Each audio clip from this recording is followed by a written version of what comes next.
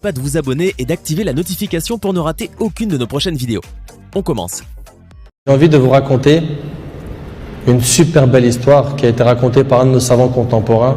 Wallahi al-azim, qu'elle est très émouvante. C'est l'histoire d'un homme qui a dit à sa femme: et si on allait manger dans un restaurant?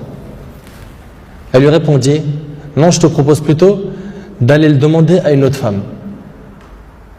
Moi je mange pas au resto avec toi, va manger au resto avec une autre femme. Il s'étonna. Il lui dit: je t'invite à manger et tu me dis de sortir avec une autre femme? Mais comment ça? Je suis pas de ce genre d'homme. Et quelle femme tu parles? Et de quelle femme tu parles? Elle dit: ta mère. Imagine la scène. Ta mère: je renonce aujourd'hui à ton invitation pour que tu invites ta mère. Ça fait longtemps que tu l'as pas invitée à manger ou à se promener, sors donc avec ta maman. Il lui a dit qu'Allah il te récompense.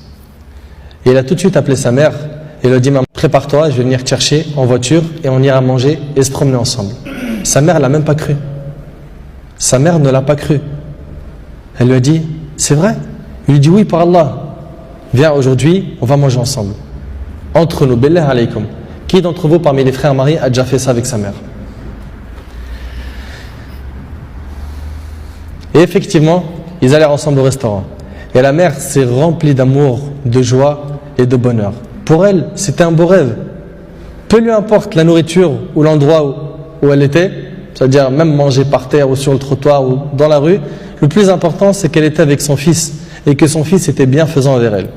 Et qu'il ne l'a pas oublié, qu'il ne l'a pas négligé en s'occupant de sa femme et de ses enfants, et elle passa un jour avec lui qui était l'un des meilleurs jours de sa vie. Elle lui dit au retour, l'homme dit à sa mère au retour: maman, t'es contente? La sortie t'a plu? Elle dit: oui, wallahi, c'était mashallah.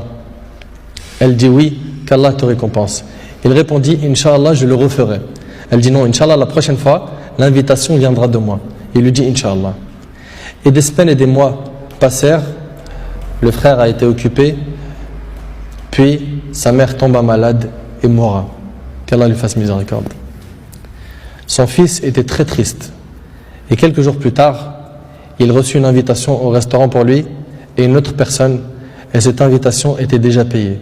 Étonné, il se demanda de qui vient cette invitation déjà payée. Il est parti alors avec son épouse au même endroit où il avait mangé avec sa mère, et là une lettre l'attendait de la part de sa mère. Il y avait écrit: mon cher fils, qu'Allah te récompense, je t'avais promis de t'inviter au même endroit pour manger, mais tu étais souvent occupé. Et maintenant je tiens ma promesse et je t'invite avec ta chère épouse, qu'Allah vous récompense.